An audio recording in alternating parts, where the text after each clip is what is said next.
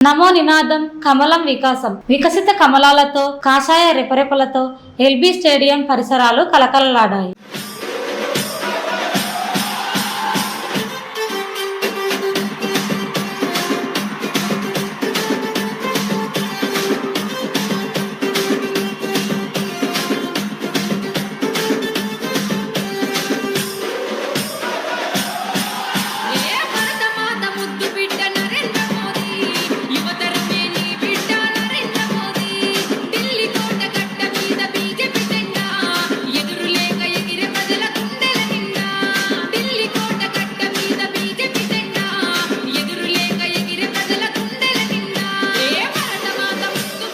మైదానమంతా Modi నినాదమే మారుమోగింది.